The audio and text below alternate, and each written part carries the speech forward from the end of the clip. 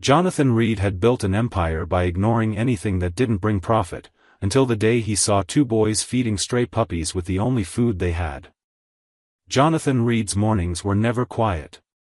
His life ran like a polished machine, guided by time blocks, assistants with tablets, and a luxury car waiting outside his private elevator. That morning was no different. His company had just acquired a fintech startup, and the buzz among investors had put his name on another magazine cover.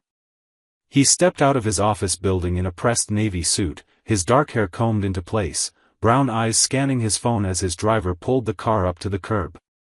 The sidewalk was buzzing with energy, interns rushing with coffee trays, professionals in tailored coats brushing past each other, and the rhythmic flow of a city that never paused. Jonathan didn't look up until something disrupted the order.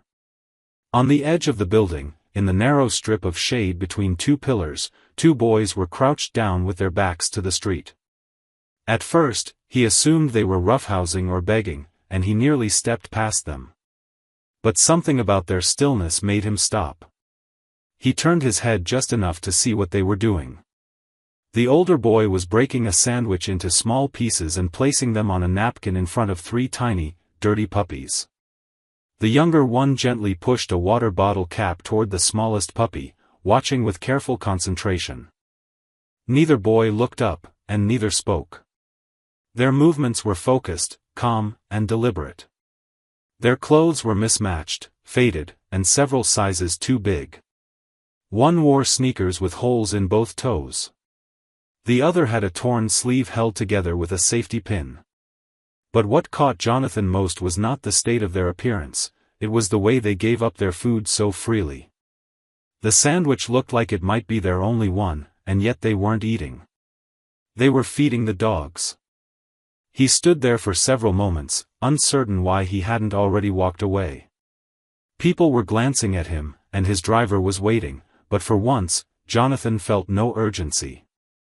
He slowly approached, the sound of his polished shoes catching the boys' attention. They turned toward him at the same time. Both had soft brown hair, windblown and uncombed. Their eyes were striking, icy blue and wide with awareness, not fear. The older one instinctively moved closer to the puppies, shielding them, while the younger stayed still. Jonathan cleared his throat. "Why are you feeding them?" he asked, expecting a defensive response or maybe silence. Instead, the older boy looked straight at him and answered with a voice too calm for his age. "They don't have a mom. Just like us." Jonathan felt something unsteady shift inside his chest. The answer wasn't rehearsed or emotional. It was a simple fact spoken from a place of quiet understanding. He didn't know what to say next.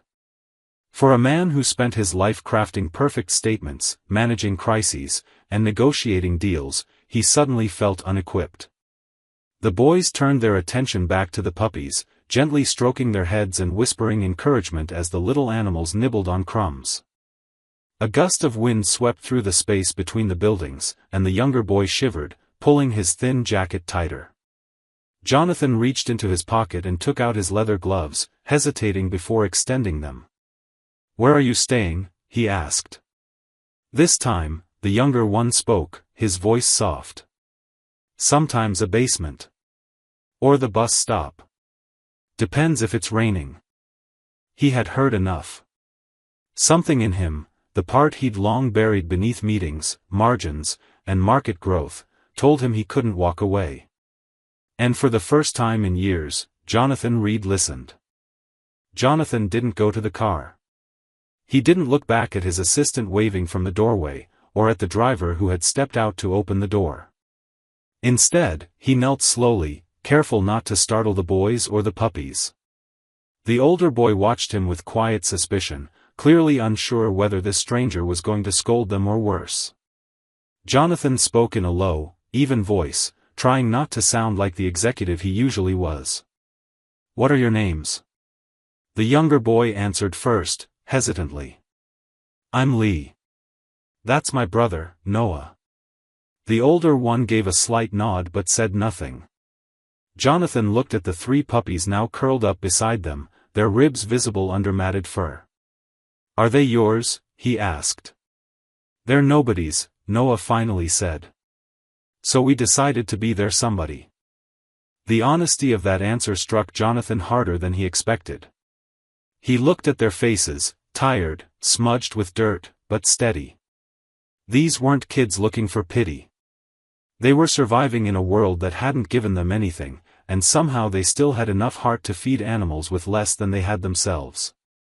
Jonathan slowly pulled his wallet from his coat, removed a business card, and offered it. If I got you some food, for all of you, would you come with me? Just to eat. Somewhere warm. No tricks.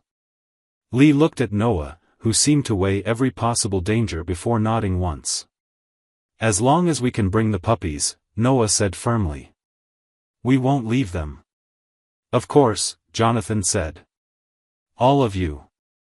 He led them to a cafe just around the corner, one he often used for quiet meetings. It was upscale but empty at that hour, and the staff knew better than to question him. They entered hesitantly, the boys' eyes darting around as though they didn't belong. Jonathan took a booth in the back, far from the windows. The manager started to approach, but a sharp glance from Jonathan made him retreat. A server brought menus, but the boys just stared at them. Can we get food without paying first? Lee asked in a whisper. Jonathan nodded. You're my guests. Order anything. They ordered modestly despite the opportunity, grilled cheese, soup, a few sides. Jonathan ordered extra just in case. When the food came, the boys didn't eat right away. Instead, they checked the floor under the table, made sure the puppies were comfortable, then finally took their first bites. They didn't speak while they ate. It wasn't fear or rudeness, it was hunger. Real hunger. The kind that fills silence with focus. Jonathan didn't touch his own plate. When they were halfway through, he leaned forward and spoke again. Where are your parents? There was no anger or pressure in his tone. Just quiet concern. Noah paused and then looked straight at him. Our mom died last year. She tried, but it got too hard. There wasn't anyone after that. Lee added softly, we were in a place, but it was bad. We ran away. Jonathan asked, what kind of place? A shelter, Noah said. But the other kids, and the people, it didn't feel safe. Not for us. And not for the dogs. Jonathan leaned back, trying to steady the wave of anger that rose in him, not at the boys, but at the system that had failed them. Children like this weren't supposed to fall through the cracks. Not in a city like his. Not on his watch. But they had. And now they were here, sitting across from him, asking for nothing but space to breathe and kindness for 3 stray animals. By the time the plates were clean, the boys looked less rigid, more grounded. Their eyes were still guarded, but there was trust beginning to form at the edges. Jonathan reached for his phone under the table, typed a message to his assistant, cancel all meetings for the day. Then he put the phone away, looked at the boys, and said, let me take you somewhere better than a basement. Just for tonight. You can leave whenever you want. No one will force you. And the dogs come too. Noah didn't answer immediately. He looked at Lee, then down at the smallest puppy curled in his lap. He nodded. Okay. Just for tonight. Jonathan stood, quietly paid the bill, and led them outside. As they walked toward his car, 2 boys, 3 puppies, and a man who had never seen himself as anything but a businessman, something inside him began to shift. He didn't fully understand what was happening yet. But he knew one thing for certain, he was not going to let these boys disappear again. The ride to Jonathan's home was quiet, not because there was nothing to say, but because the boys were watching everything. Lee kept his hands pressed against the window, silently tracing the glass as the city flew past. Noah sat beside him, one hand resting gently on the shoebox where the smallest puppy was curled up beneath a soft towel Jonathan had asked the cafe to spare. The other two puppies lay between them, nestled in the warmth of the car seat, finally still after days of nervous movement. Jonathan glanced at them through the rearview mirror more than once, studying the way the boys looked at the world, as if they had been locked out of it for too long. When they pulled into the underground garage of the building, neither boy moved. Jonathan got out first and opened the rear door, giving them time and space. Noah was the first to step out, clutching the box tightly, his posture tense but alert. Lee followed with two bundled towels holding the remaining pups. As they entered the elevator, Lee whispered, "Is this your building?" Jonathan nodded. "Yes. You'll be safe here." The penthouse was silent when they arrived, large and modern, with clean lines and minimal furniture.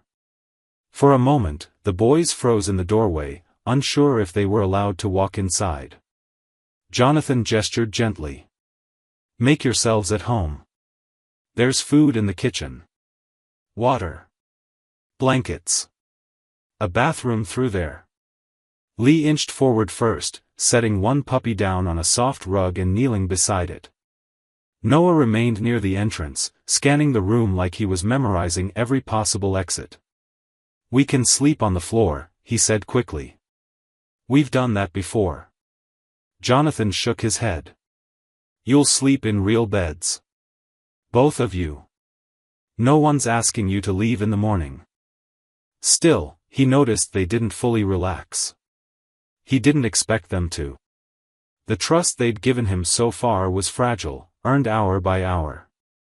He left them in the living room and returned a few minutes later with folded towels, soft bedding, and a bag of dog food he had sent Dana to buy. The puppies, though tired, wagged their tails and immediately perked up at the sight of kibble. Lee smiled for the first time, just briefly, and whispered something to the smallest dog before letting it nibble from his palm. Jonathan ordered dinner, nothing fancy, just warm food that didn't come from a wrapper. The boys ate cautiously at first, then with increasing speed, their eyes wide with disbelief when they were offered seconds. Lee asked for a glass of milk and said thank you without being told. Noah still didn't say much, but his body slowly stopped bracing with each passing minute. After dinner, Jonathan handed them both clean clothes, plain sweatpants and soft shirts, and showed them to the guest room.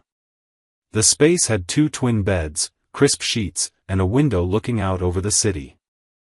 Noah stepped inside and stood still, staring at the beds. "You sure this isn't someone else's room?" he asked. Jonathan shook his head. "It's yours now. For as long as you need it." Noah nodded once, still processing. Lee walked straight to one of the beds, climbed in with one of the puppies in his arms, and pulled the blanket up to his chin. "This feels fake," he said quietly. Jonathan stood in the doorway and said, "It's not. You're safe here." He left the light on low and closed the door partway. For a long while, he sat in the living room, looking out at the city that had once been his entire world. The skyline looked the same as it always had, but it didn't feel the same anymore. Somewhere behind that door were two boys who had taught him more in 24 hours than he'd learned in 2 decades of business. He didn't know what would happen next. But he knew one thing without a doubt: this was no longer just a temporary stop for them. Or for him. Something real had begun. The next morning brought the kind of stillness that Jonathan had never known in his home before. Not the sterile silence of empty rooms and untouched furniture, but a soft, breathing quiet, one filled with the weight of presence. He walked into the kitchen to make coffee and paused when he saw a trail of tiny paw prints on the hardwood floor leading from the guest room to the living area. There was a blanket on the couch, a pair of socks too small to belong to him draped over the armrest, and a plastic cup half filled with water near the edge of the table. He didn't feel annoyed. He felt oddly grounded. A few minutes later, Noah emerged from the hallway, already dressed in the clothes Jonathan had given him the day before. He wasn't carrying any of the puppies, but his eyes scanned the kitchen cautiously, as if he wasn't quite sure he was still allowed there. Jonathan didn't say much. He just nodded toward the counter and said, "There's toast and eggs, and orange juice in the fridge." Noah stood in place for a moment, then nodded and walked over slowly. He didn't ask questions, didn't make noise, but he didn't look as tense as he had the day before. Lee appeared not long after, barefoot and carrying the smallest puppy wrapped in a towel like a newborn. He climbed into one of the chairs without hesitation and immediately asked if the dogs were allowed to eat too. Jonathan assured him they were. He placed a bowl on the floor and smiled when all 3 puppies came trotting over, wagging their tails and yipping quietly. It wasn't a perfect morning, but it felt like something real, something solid and human. Later, while the boys watched cartoons for the first time in what must have been months, Jonathan stepped into his office to call his assistant. Dana had already anticipated his questions. She'd contacted Child Services, requested information about the boys, and compiled a report on their mother. Sarah Walsh had been in and out of shelters most of her life. She died of an overdose nearly a year ago. The boys were placed in a group home, then bounced between temporary placements.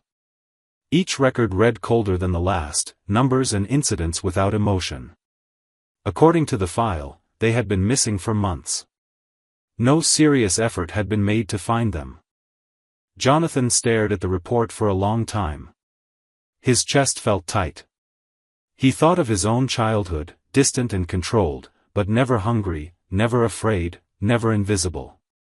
He thought about how easily he might have walked past those boys outside his office.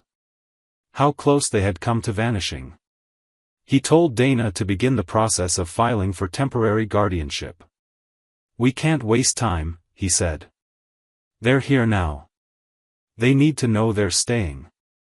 That afternoon, the boys helped him clean out an old closet to use for the puppies. They didn't talk much while they worked, but there was an ease to their movements, a comfort they hadn't shown before. At one point, Lee sat on the floor and asked Jonathan if the dogs could have names. "Of course," Jonathan said.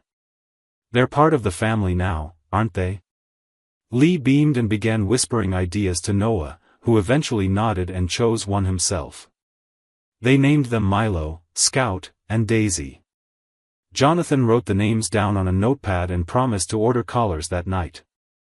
Before bed, Lee curled up on the couch with Milo on his chest and asked Jonathan to read him something. Jonathan hesitated, realizing he didn't own any storybooks. So he told them a story from memory, something simple, about a boy who built a treehouse and invited 2 friends to live in it. It wasn't poetic, and his voice cracked once or twice, but Lee listened with wide eyes, and even Noah, sitting at the edge of the rug with Daisy in his lap, leaned in slightly. When the story ended, there was silence for a beat, and then Lee whispered, "I like your voice better than the lady at the shelter." It was the kindest thing Jonathan had heard in years. That night, after the boys were asleep and the dogs had quieted down, Jonathan stood at the window and looked out at the city lights. The skyline had never changed. But now, everything in his world had. He didn't just see buildings anymore. He saw possibility. Responsibility. And something he had forgotten how to name until now, hope. The 5th day began with soft footsteps and the sound of puppy claws tapping gently across the hardwood floor. Jonathan had already been awake for an hour, sitting in his office with a file open on his desk and his coffee long gone cold. He was reviewing paperwork Dana had delivered early that morning, legal steps for temporary custody, statements he would need to make, background checks he'd have to approve. Normally, the thought of bureaucracy would have made him impatient, but now it felt like something worth investing in. He wasn't doing this for optics or image. He was doing it because he couldn't imagine sending Noah and Lee back into a system that had failed them at every turn. He heard a quiet voice in the hallway. Lee was talking to the puppies again, this time explaining how Milo was the brave one, and Scout always gets scared of the vacuum. Jonathan smiled to himself and stepped out of the office just in time to see Lee gently placing a small blue collar around Milo's neck, one of the 3 Jonathan had ordered and had delivered overnight. Lee turned and said proudly, "Now they look real." Jonathan crouched next to him and ruffled the boy's hair. "They've always been real," he said. "But now they have names. And a home. Later that morning, Dana arrived for a scheduled visit, bringing with her a social worker named Grace.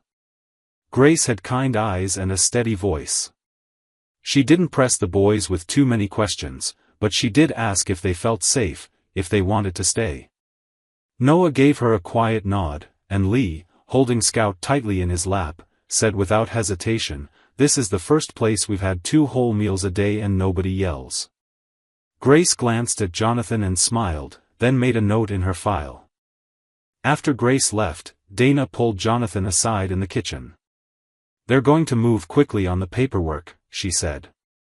"But they're going to ask why you, someone with no children, no prior interest in fostering, suddenly wants 2 boys and 3 puppies living in your home." Jonathan took a deep breath and said, "Then I'll tell them the truth. I didn't plan this. But I also didn't plan for those boys to look at me like I was the only one left who could help them. That's not something you walk away from." Dana nodded, clearly proud of him, though she said nothing more. That afternoon, Jonathan took the boys to the park. He hadn't set foot in one in years, not since he was a teenager. But seeing Noah quietly reading a plaque near a tree and Lee running through the grass with the puppies brought a strange peace he hadn't felt in decades. They sat on a bench together eating ice cream, the dogs lying at their feet, and Jonathan asked, "What do you guys want to be when you grow up?" Lee answered first. "A vet," he said. "So no dogs ever go hungry or get left behind." Noah looked away, thoughtful, before saying, "I don't know yet. But something where I get to stay." Jonathan nodded and said, "You can take your time." That night, when they returned home, the boys helped him set the table for dinner without being asked. They washed their hands, folded their napkins, and waited until everyone was seated before they began to eat. It wasn't something he'd taught them. It was something they had learned from watching, and perhaps because, for the first time, they wanted to belong. After dinner, Noah stayed behind and asked Jonathan a question he hadn't expected. "Why did you stop that day? You looked like someone who never stops." Jonathan hesitated, then answered honestly. "I didn't know why at the time. I just knew that if I kept walking, I'd regret it for the rest of my life." Noah didn't say anything more, but the way he looked at Jonathan, really looked at him, told him that the answer had landed. When the boys were asleep and the house was still again, Jonathan walked through the apartment and paused by the guest room door. He listened to the even sound of their breathing and the soft rustle of a puppy shifting in its sleep. He didn't open the door. He didn't need to. He already knew what was behind it. And for the first time in his life, it was everything he had ever been missing. The 6th day began differently than the others. A phone call woke Jonathan just after dawn. It was Grace, the social worker, and her voice was calm but firm. She informed him that a relative had come forward, a woman named Celia Walsh, Sarah's younger sister, who had only recently discovered what happened to the boys. According to the report, she lived in another state, worked part-time at a small-town library, and had no prior record of involvement. She was requesting a formal visit to see her nephews. Jonathan sat at the edge of his bed in silence, listening, processing. He hadn't expected anyone to appear. It had never occurred to him that there might be family out there who cared, who simply hadn't known. And now, someone did. Down the hall, he could already hear Lee's voice talking to the puppies and the thump of Scout's tail hitting the floor. The apartment was waking up. The boys had no idea that something was about to shift again, and Jonathan didn't know yet how to tell them. He made breakfast like always, eggs, toast, juice, and tried to keep the routine unchanged. When they sat down to eat, he looked at both of them and said gently, "Someone from your family wants to meet you. Your mom's sister." Noah froze, his fork halfway to his mouth. Lee looked at Jonathan with wide eyes. "Aunt Celia?" he asked. "I think we saw a picture of her once." Jonathan nodded. "She didn't know where you were. But now she does. She's coming here tomorrow." The rest of the day carried a tension that neither boy could fully express. Lee was more quiet than usual, clinging closer to the puppies. Noah asked a few careful questions. Where had she been? Did she want to take them away? Why now? Jonathan answered honestly. I don't know what she wants yet. But I do know you'll get to decide what you want too. The next morning, Celia arrived. She was in her early 30s, with soft brown hair pulled into a braid and eyes that looked like Sarah's. She entered the apartment nervously, wringing her hands. The moment the boys saw her, there was a pause so heavy it seemed to pull the air out of the room. Then Lee ran forward and wrapped his arms around her. She dropped to her knees and held him tightly, tears running down her face. Noah stood back, unsure, watching them. Celia reached out to him too, but gently, giving him space. You don't have to trust me yet, she said. But I promise I didn't know. If I had, her voice broke. Noah didn't move, but his eyes softened. They spent the afternoon together in the living room, telling stories about their mom, sharing photos Celia had brought in a small box. Jonathan watched from the hallway, not wanting to intrude. He wasn't sure what role he was playing now. He had stepped into the space of protector, caretaker, maybe even father figure. But now a blood relative had come. And that changed things. Or it might. After Celia left, the apartment was quieter than usual. The boys didn't talk much. That evening, as Jonathan was folding laundry in the guest room, Noah came in and stood silently in the doorway. She's nice, he said. Jonathan nodded. Yes, she is. Noah stared at the floor. But I don't want to leave. Jonathan stopped what he was doing. You might not have to, he said. We'll figure it out together. Noah looked up. Can we stay even if she stays too? Jonathan paused, then smiled. If that's what you want, then yes. That night, Lee asked if Celia could visit again soon. Jonathan said yes, of course. But deep down, he wondered how this would unfold. He didn't want to lose them. He knew that much. And yet, he also wanted what was best for them, even if that meant stepping aside. But when Lee fell asleep on the couch next to Milo and Noah sat beside him and asked if they could keep calling it home, Jonathan felt something settle in his chest. Maybe family didn't have to be one thing or another. Maybe it could be both. The seventh day began with rain tapping softly against the windows, drawing streaks across the glass and making the apartment feel quieter than usual. Jonathan stood in the kitchen, stirring oatmeal, while Milo and Scout snored softly beneath the table. It was still early, but he had barely slept. The thought of Celia lingered in his mind all night. Her presence had been warm and genuine, and there was no denying that she cared deeply about the boys. But caring wasn't the only thing that mattered. Stability, safety, connection, those had to be earned. And Jonathan had watched them slowly grow over the past week, not through dramatic promises, but through routines, laughter, and the way Lee always waited for him to sit before starting dinner. When the boys woke up, they acted more like themselves than he expected. Lee asked for extra cinnamon in his oatmeal. Noah walked into the room without hesitation, gave the puppies their food, and casually told Jonathan about a dream he'd had. There was no fear in their eyes, no sign that they were bracing for loss. Jonathan didn't know if that meant they felt secure or if they were just used to being let down slowly. Later that morning, Celia arrived again, this time carrying a bag of books and a stack of neatly folded clothes she said used to belong to Noah. She didn't try to hug them right away. She just sat on the floor, opened a book, and started reading aloud. Lee curled up beside her. Noah sat a few feet away, pretending not to listen, but he didn't leave. Jonathan stayed back, watching from the hallway again, but not out of discomfort. He was observing the kind of connection that wasn't trying to replace him, but rather, grow alongside him. After lunch, Celia asked if they could all take a walk. The rain had stopped and the sky was clearing, so they walked together down to the park. The boys ran ahead with the puppies, chasing after leaves and laughing in the way only children who feel momentarily free can. Celia walked beside Jonathan quietly until she finally said, "I didn't come to take them away.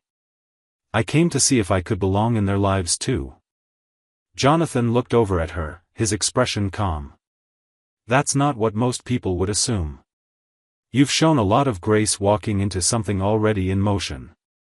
She smiled, tired but sincere. "I've spent most of my life watching from the outside. I don't want to do that anymore.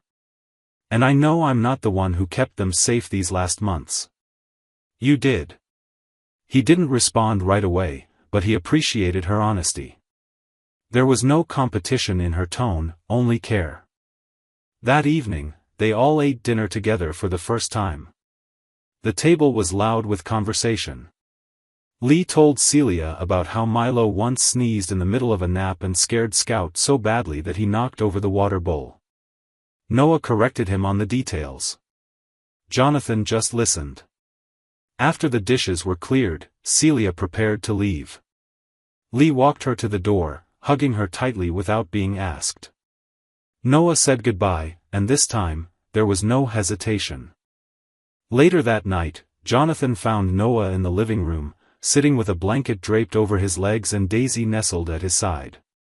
The boy looked up at him and asked quietly, "If she stays in town, could she maybe live near here?" Jonathan nodded. "We can help her find a place." Noah didn't say anything more. He just nodded and turned back to the dog. As Jonathan walked back to his room, he realized something that settled into his chest like truth. Family didn't have to be divided into categories of blood and guardianship. It could be layered, messy, flexible. It could be born in strange, unplanned moments and still grow into something solid. It could stretch to include new people, without letting go of the ones who were already there. And somehow, that made it stronger. Not weaker. The 8th day didn't begin with a dramatic shift or any urgent phone call.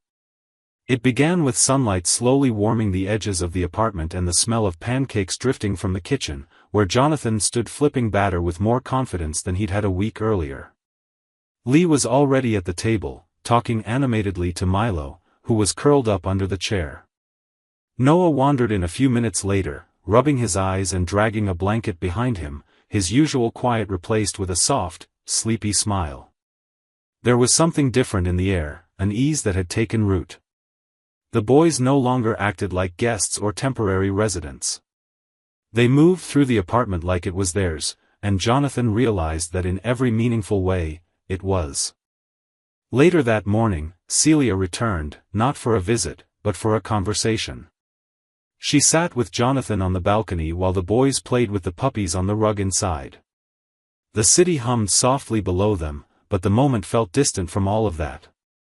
Celia held a folder in her hands, the edges worn from being opened and closed repeatedly. She passed it to Jonathan without speaking. Inside was a signed statement relinquishing any claim of sole guardianship. Along with it was a request for shared custody, an official document that, if approved, would make Jonathan a permanent legal guardian alongside her. He looked up at her, surprised.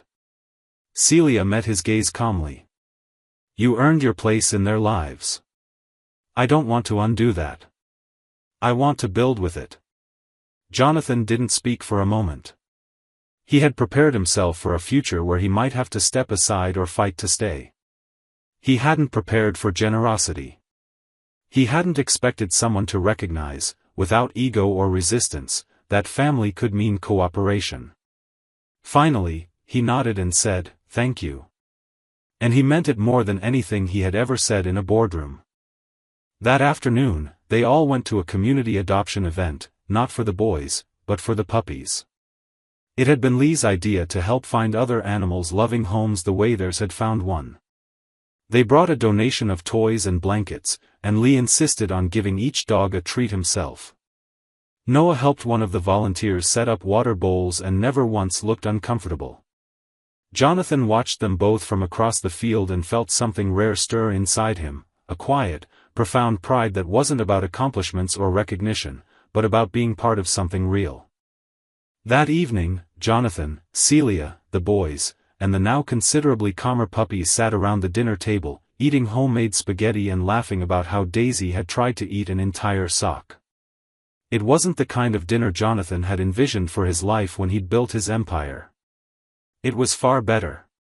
There was noise and mess and laughter that didn't feel forced. When dinner ended, Lee asked if they could take a picture, all of them together.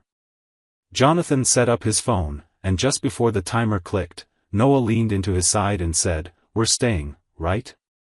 Jonathan looked at him and replied, "You already have."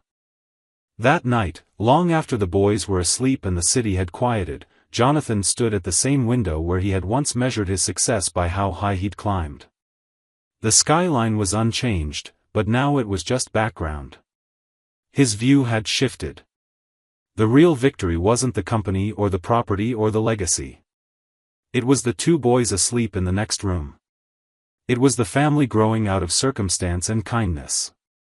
It was the chance to be chosen, not because he was powerful, but because he had stayed.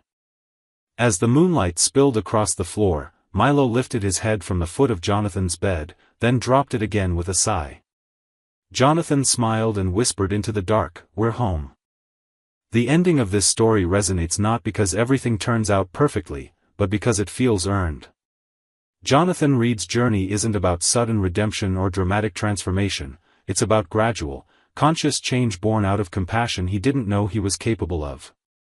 What makes the conclusion powerful is that it honors the complexity of real relationships. It doesn't erase pain or past losses, but it shows that healing can come in unexpected ways, often through the quiet decision to stay, to care, to show up again and again. By choosing to build a life with Noah, Lee, and even Celia, Jonathan doesn't lose himself, he becomes someone better. The ending is hopeful, but grounded. It doesn't promise that everything will be easy, but it shows that love, chosen and nurtured, is stronger than anything wealth alone can offer. That, to me, is the most moving kind of ending, the one that reflects not fantasy, but what's possible when a heart truly opens.